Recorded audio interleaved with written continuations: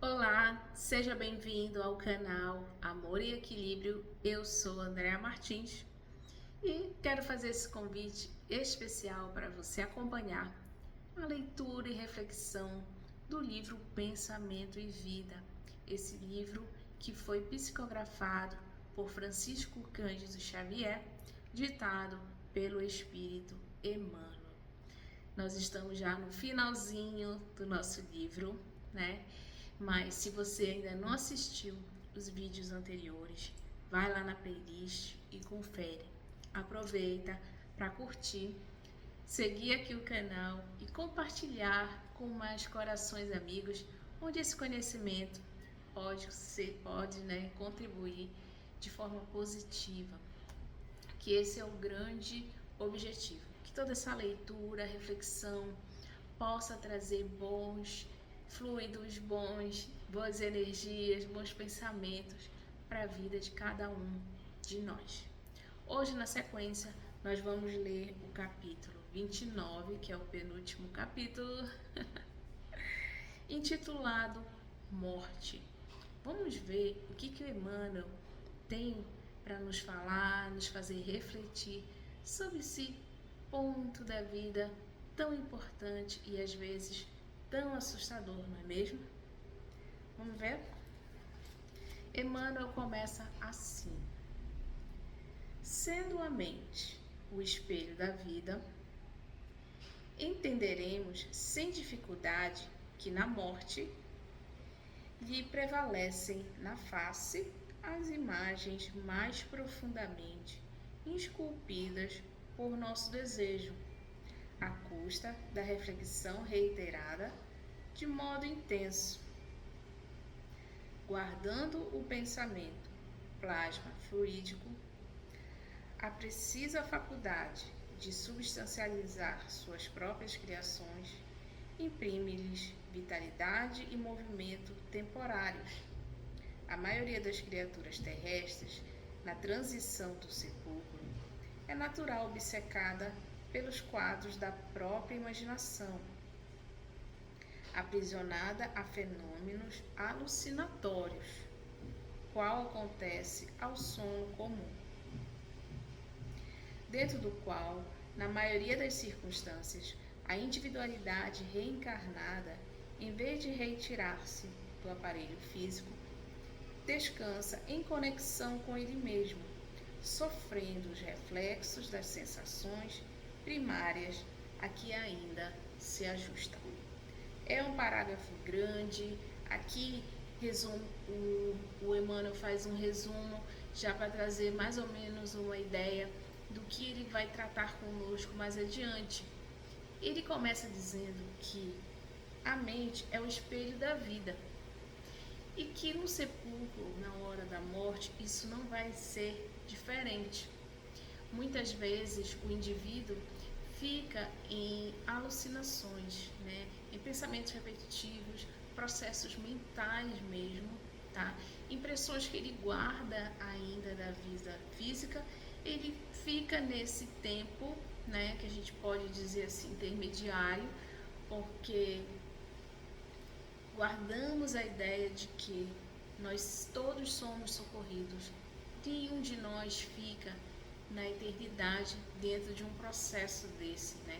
O espírito, ele precisa ter consciência do desencarne, ele recebe auxílio para que esses pensamentos, para que essa permanência ainda com essas impressões da vida física, elas vão sendo disseminadas para que o espírito realmente se liberte disso, né? Então ele fala aqui que muitas vezes o próprio espírito permanece próximo do corpo que já morreu, né? Que já está separado realmente do espírito, mas ele permanece ali, recebendo as impressões, a dificuldade de se desligar da matéria, tá? E aquelas pessoas, aquele ser que muitas vezes não conhece, não tem conhecimento algum da vida espiritual, esses processos se tornam mais lentos e mais difíceis. Então, guardemos essas informações ainda aqui e vamos continuar ouvindo, né? Vou ler aqui o próximo Parágrafo do livro. Vamos lá. Todos os círculos da existência, para se adaptarem aos processos da educação, necessitam do hábito, porque todas as conquistas do espírito se efetuam na base de lições recapituladas. Olha que importante isso aqui, né? O poder do hábito. Sabemos, né, do que às vezes estudamos, lemos, sabemos o que é certo, mas não temos o hábito de praticar. Então, a prática, ela é muito importante, né, que ela vai criando o hábito. E aí você vai recapitulando. E o aprendizado vai se consolidando, né, tanto na mente como no espírito. O inverso também é, quando eu falo o inverso, eu digo assim, nós temos o livre-arbítrio, as escolhas, né? Então, tanto para o bem como para o mal. O hábito ele pode ser tanto para o bem como para o mal. E essas recapitulações também, e essas impressões que vão sendo imprimidas na nossa mente, né? São nossas escolhas. Vamos vigiar. Eu estou falando muito essa palavra agora no final, na leitura dos capítulos, porque é importante a vigilância, né? Vamos lá. As classes são vastos setores de trabalho específico, plasmando, por intermédio de longa repercussão, os objetivos que lhes são peculiares naqueles que se compõem. É assim que o jovem destinado a essa ou aquela carreira é submetido nos bancos escolares a determinadas disciplinas, incluindo a experiência anterior dos orientadores que lhe precederam os passos na senda profissional escolhida. O futuro militar aprenderá desde cedo a manejar os instrumentos de guerra, cultuando as instruções dos grandes chefes de estratégia. E o médico, por vindouro, deverá repetir, por anos sucessivos, os ensinos e experimentos dos especialistas, antes do juramento hipocrático. Em todas as escolas de formação, vemos professores ajustando a infância, a mocidade e a madureza aos princípios consagrados nesse ou naquele ramo de estudo, fixando-lhes personalidade particular para determinados fins, sob o alicerce de reflexão mental sistemática, em forma de lições persistentes e progressivas. Então, durante todo o processo de aprendizado, todo o conhecimento e experiência passada é repetida, é recapitulada, para que aquele jovem, já em processo de aprendizado, né, vá tomando conta, vai tomando consciência, vai aprendendo, vai recapitulando tudo que ele precisa para desempenhar de forma responsável e séria determinada atividade profissional. Um diploma universitário é, no fundo, pergaminho confirmativo do tempo de recapitulações indispensáveis ao domínio do aprendiz em certo campo de conhecimento, para efeito de serviço nas linhas coletivas. Segundo o mesmo princípio, a morte nos confere a certidão das experiências repetidas a que nos adaptamos, de vez que cada espírito, mais ou menos, se transforma naquilo que imagina. Aí aqui Emmanuel já começa a fazer uma comparação de tudo isso que ele falou, de aprendizado, de repetição, de construção mental, de construção de conhecimento. A mesma coisa vai ocorrer no processo da morte.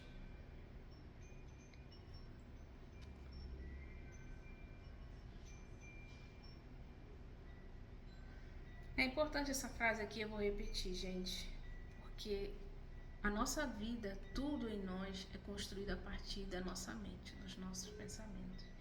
E Emmanuel finaliza esse trecho desse parágrafo assim: nos repetidamente a que nos adaptamos, de vez que cada espírito, mais ou menos, ou seja, o espírito, depois que desencarna, né? A alma desencarna, se torna o espírito se transforma naquilo que imagina, naquilo que pensa, naquilo que acredita, tá? É desse modo que ela, a morte, extrai a soma de nosso conteúdo mental, compelindo-nos a viver transitoriamente dentro dele. Foi aquilo que eu falei no início, né?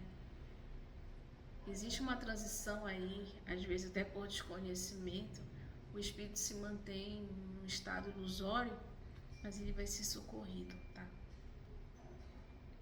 Se esse conteúdo é o bem, teremos a nossa parcela de céu correspondente ao melhor da construção que efetuamos em nós. E se esse conteúdo é o mal, estaremos necessariamente detidos na parcela de inferno que corresponda aos males de nossa autoria. Até que se extinga o inferno de purgação merecida, criada por nós mesmos, na intimidade da consciência. Gente, o quanto é importante cuidarmos da nossa saúde mental, focarmos na nossa saúde espiritual. O corpo físico, nossa vida material, ela vai refletir esses aspectos. Então, estejamos atentos, né? E a gente vai para onde nós escolhemos, para onde nós... o que nós plantamos, a gente vai colher, na verdade, tanto aqui na vida física como na espiritual. Tudo o que foge à lei do amor e do progresso, sem a renovação e a sublimação por bases, gera o esquistamento mental, que nada mais é que a produção de novos reflexos pessoais acumulados e sem valor na circulação do bem comum, consubstanciando as ideias fixas que passamos a respirar dentro do túmulo.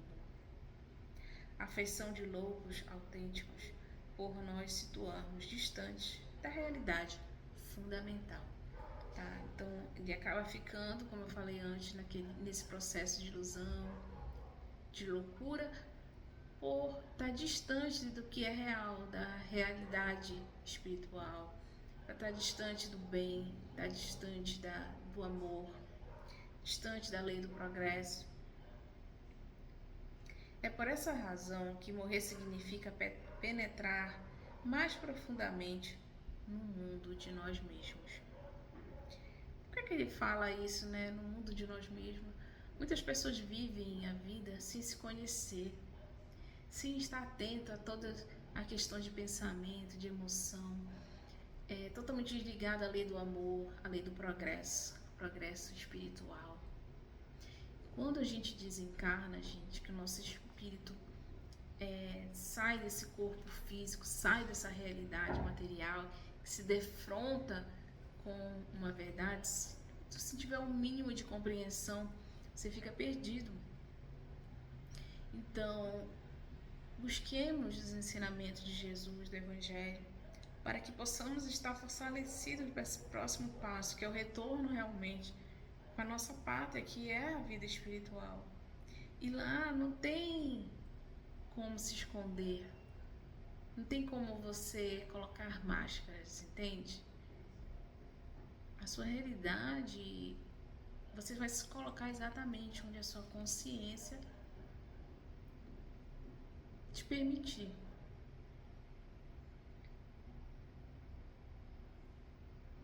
Vamos continuar aqui. Deixa eu ver onde foi que eu parei. Eu vou começar aqui porque eu não tô achando. Ah, tá, nós mesmos. Consumindo longo tempo em despir a túnica de nossos reflexos, menos felizes, metamorfoseados em região alucinatória decorrente do nosso monodeísmo na sombra, ou transferindo-nos simplesmente de plano, melhorando o clima de nossos reflexos, ajustados ao bem, avançando em degraus consequentes para novos horizontes de ascensão e de luz.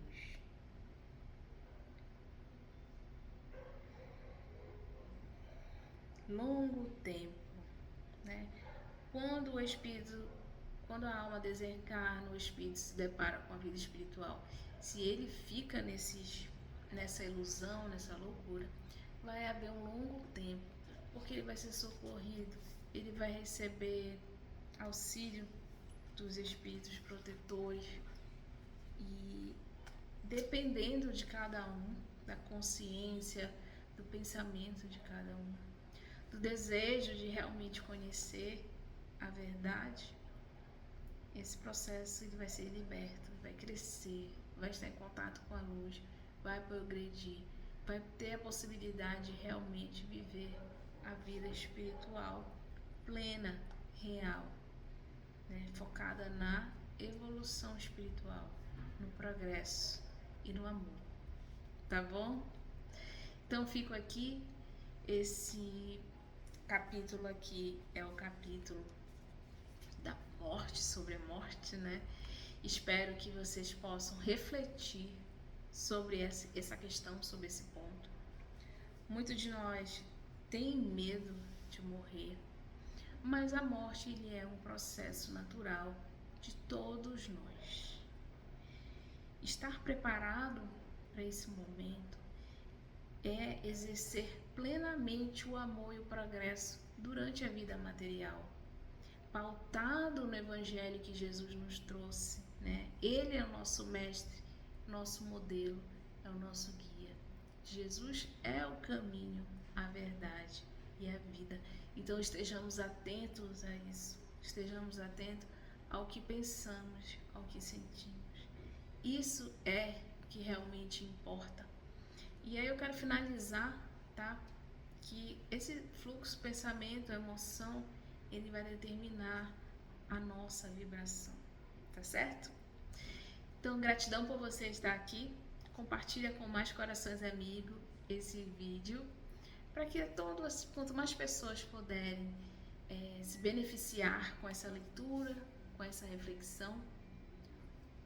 Tudo em nosso entorno, as pessoas, o planeta, isso aqui é só uma sementezinha a ser plantada de conhecimento, que é o meu desejo compartilhar com mais pessoas, para que cada um de nós possa estar responsável pela sua consciência, ter responsabilidade pelo seu progresso, não é mesmo? Tá bom? Então até o próximo vídeo, que vai ser o último, é o capítulo 30, intitulado Amor. Tchau, até lá!